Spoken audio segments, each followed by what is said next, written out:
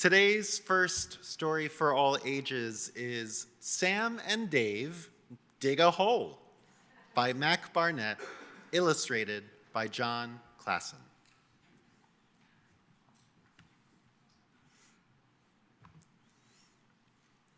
On Monday, Sam and Dave dug a hole. "When should we stop digging?" asked Sam. "We are on a mission," said Dave. "We won't stop digging until we find something spectacular." The hole got so deep that their heads were underground. But they still had not found anything spectacular. "We need to keep digging," said Dave. So they kept digging. Ooh, looks promising. They took a break. Dave drank chocolate milk out of a canteen. Sam ate animal cookies he had wrapped in their grandfather's kerchief.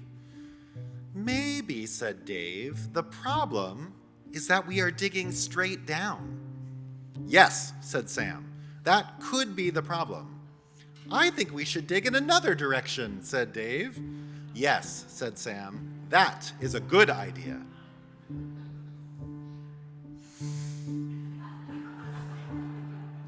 "I have a new idea," said Dave. "Let's split up." "Really?" said Sam. "Just for a little while," said Dave. "It will help our chances."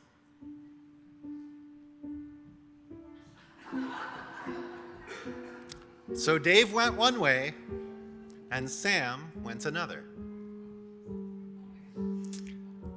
But they didn't find anything spectacular. "Maybe we should go back to digging straight down," said Dave.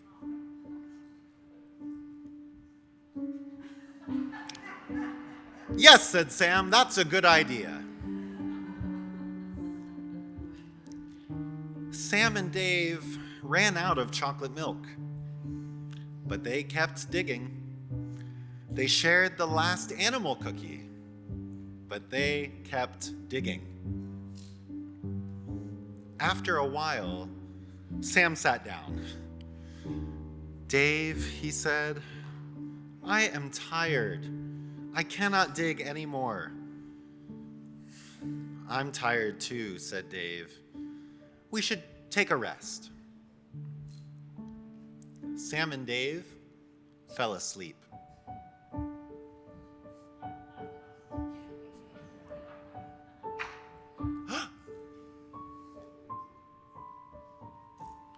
Then Sam and Dave were falling. Sam and Dave fell down, down, down, until they landed in the soft dirt. "Well," said Sam. "Well," said Dave. "That was pretty spectacular." And so they went inside for chocolate milk and animal cookies.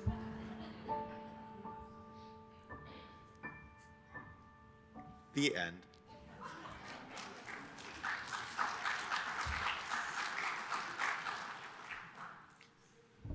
My first teaching job was at a Jesuit Catholic high school in Cincinnati. Now, I was raised Catholic and I attended a Jesuit university, so not much about the school surprised me. But my eyebrows did go up just a bit when I found out that one of the criteria for teacher evaluations was helps students to see God in all things. Hey, at least I can be thankful I'm teaching music, I thought, and not, American history or PE.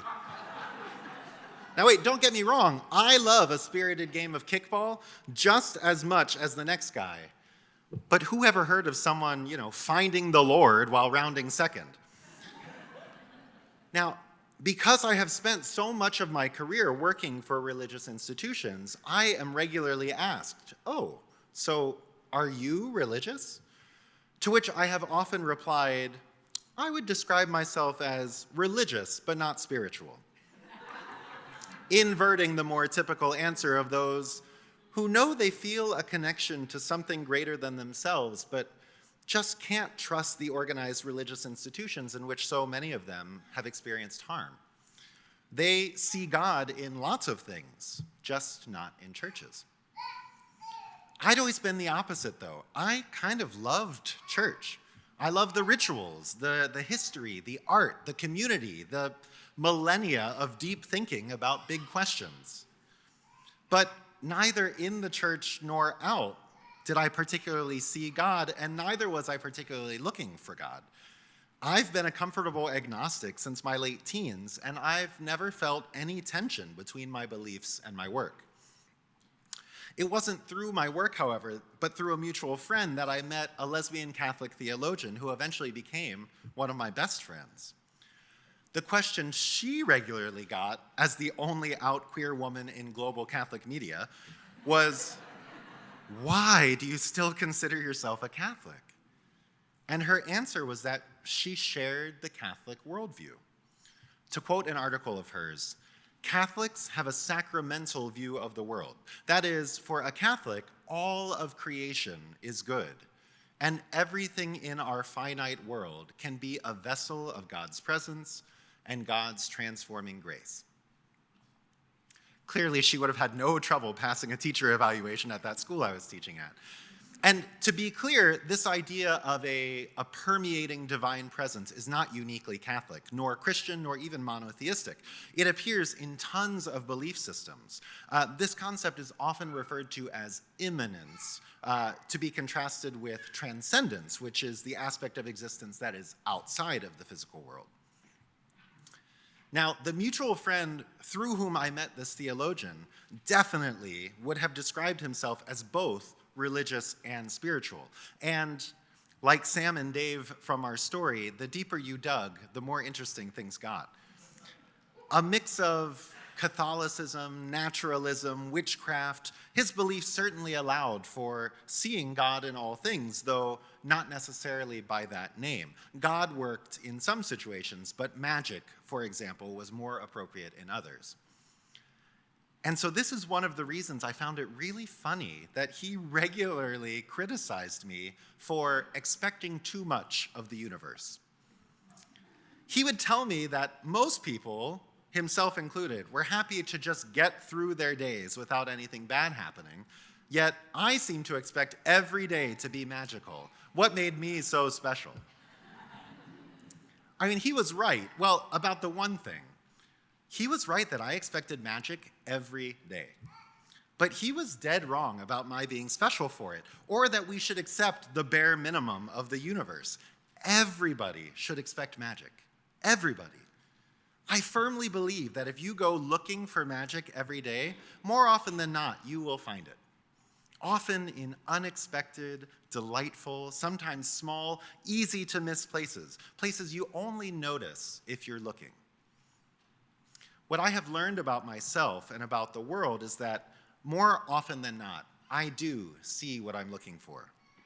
Whether I succeed in finding magic in the daily things and people of the world has exceptionally little to do with the world and everything to do with whether or not I've slept enough the night before, whether or not I'm running late and feeling stressed, whether or not I braved the headlines in the newspaper that morning.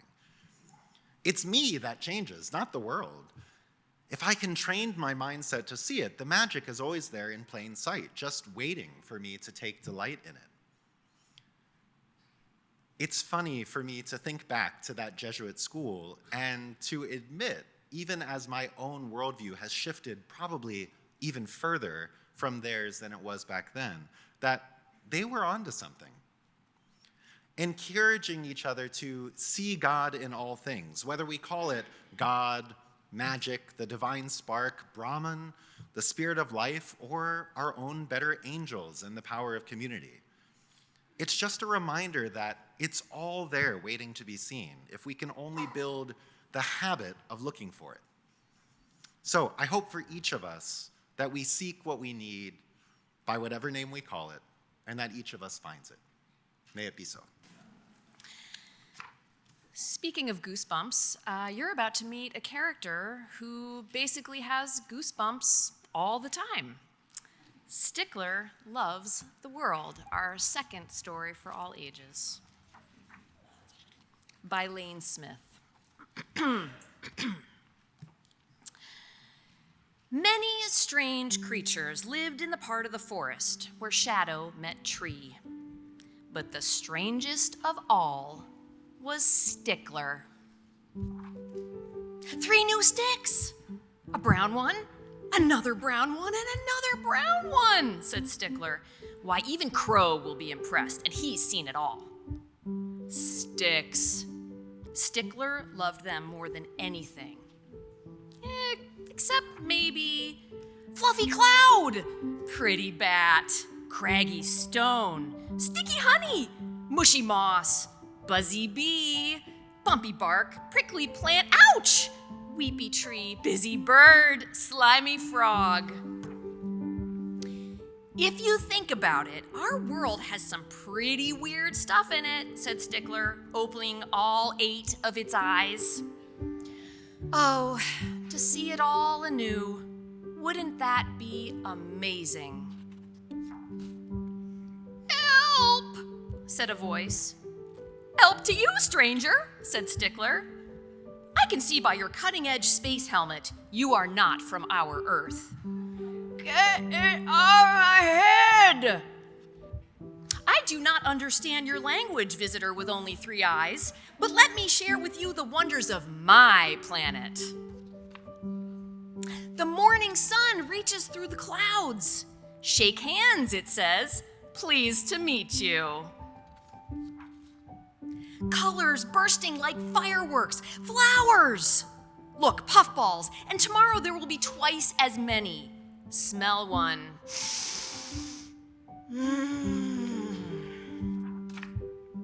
Over here, waves wave. Hello, goodbye. Hello, goodbye. Hello, goodbye. Hello, goodbye. Consider this fish. Smelly, wonderful. Mostly smelly. Feel it? Wait for it. There! Did you feel it that time? No? It's like a whisper, but one you feel. There it is again. Wind. Behold, the joy of rocks. And just think of the wonders we must pass every day without noticing. Then there are these things dancing for us, falling, spinning, whirling, twirling around and around. Dizzy. The colors of sunset. Look, orange, don't look. Look, pink, don't look. Look, purple, don't look. Look, blue. Let me adjust your space visor so you can see better. Ow, caw, caw. Crow, it's you! I didn't think that can was ever coming off. Thanks, Stickler, for opening my eyes.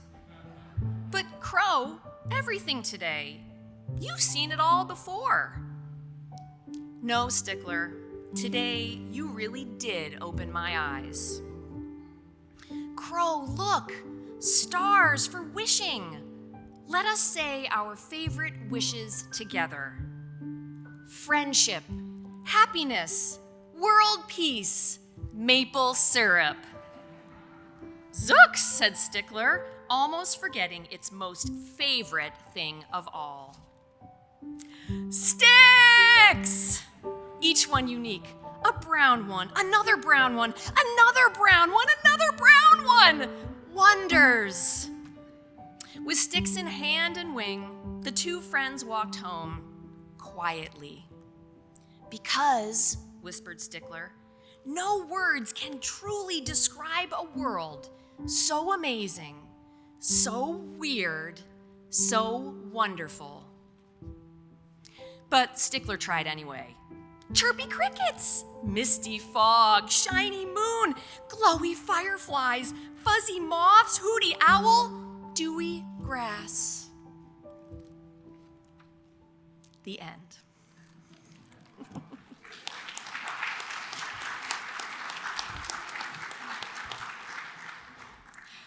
This past weekend, until about 9 a.m. this morning, we at the UUAA hosted a regional youth conference for the first time since 2017. And, I'll say this, the youth con culture used to be very vibrant, and then COVID obviously disrupted that enormously. And so this was a huge sort of re-energizing rebirth of this movement, which I hope it is. So we had about 30 adults and youth from about 5 different congregations gathered together. And on Friday, we did what we often do to begin some sort of event like this. We created a group covenant. The youth led this, and they included the usual stuff about kindness, respect, listening, cell phone use. But one teen from another congregation shared that their home youth group includes always look for wonder in their covenant. It was one of those moments of inspiration that it sent a genuine murmur of excitement and energy through the group. And when you have teenagers in a group, it's sometimes hard to get them excited about anything.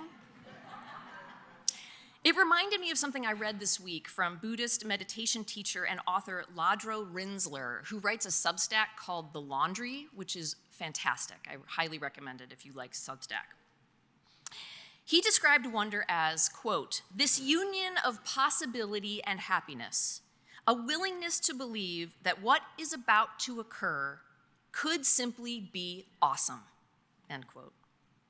Especially at a time when so much feels so catastrophic, when most of us wake up grimacing in anticipation of what next batch of horrors awaits us, it is absolutely essential that we embrace an optimistic, open-hearted perspective, that we commit to looking for wonder. And the good news is we don't have to look very far to find it.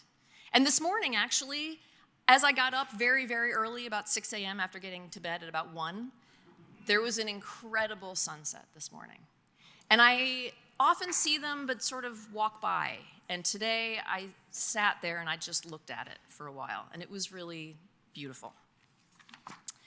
I want to talk a little bit about bubbles. Bubbles are everywhere. They're in our water, they're in our drinks, they're just in the world. But when was the last time you actually considered how astonishing they are? I learned a lot about bubbles in the past few weeks because my daughter Willa had to do a science project, and she decided to investigate what makes bubbles last longer than others. She tested 4 different recipes, and we discovered that bubbles made with dish soap and sugar are by far the most robust, especially when you compare them with the terrible store-bought kind.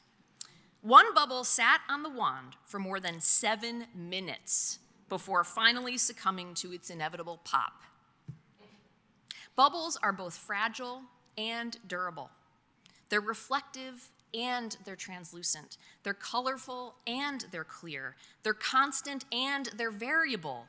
They're grounded in scientific concepts and they're utterly miraculous. It's not a surprise that Willa chose to study the science of bubbles because she has always been captivated by them. When she was only 5, I think, I got her one of those giant bubble kits, the ones that you make the giant bubbles with. And I got dish soap. I bought in bulk dish soap and this bubble mixing powder and like a big gallon. And so I would mix her these gallons and gallons of bubble soap. She would spend hours by herself in the backyard just making giant bubbles and watching them float away and pop. She was making magic. And I imagine that many parents spend summer hours in the backyard blowing bubbles, chasing bubbles, and popping bubbles. My recollection is that I usually had to hold the bottle as I demonstrated how to dip the wand and blow gently enough to make an actual bubble. And I also tried, mostly unsuccessfully, to help them learn not to spill all of the solution or not to put the wands in their mouths. And then, of course, once they were old enough to do it all by themselves, they kind of lost interest. Bubbles are the best, and I also hated them. They're sticky and they're frustrating, and I had to do all the work. In the movie Knocked Up, Paul Rudd's character takes his kid to the park, and he laments to his friend, quote, "I wish I liked anything as much as my kids like bubbles. Their smiling faces just point out your inability to enjoy anything, end quote. The film as a whole has aged badly, but that one line, it rings so true to me. Childhood is filled with wonder and awe. Adulthood often feels like an obligation-laden grind with little room for pleasure and play. But our capacity to engage with the world with childlike wonder is always available to us. The problem is that we don't practice nearly enough. Instead, we focus our energy and attention on what needs to get done, which doesn't leave a lot left over for the good stuff, the stuff that makes life worth living. As neuroscientist Bo Lotto says, quote, "People think wonder is an experience of the world. It's actually a way of looking. It doesn't just happen. You have to work at it. And the more you work at it, the easier it gets."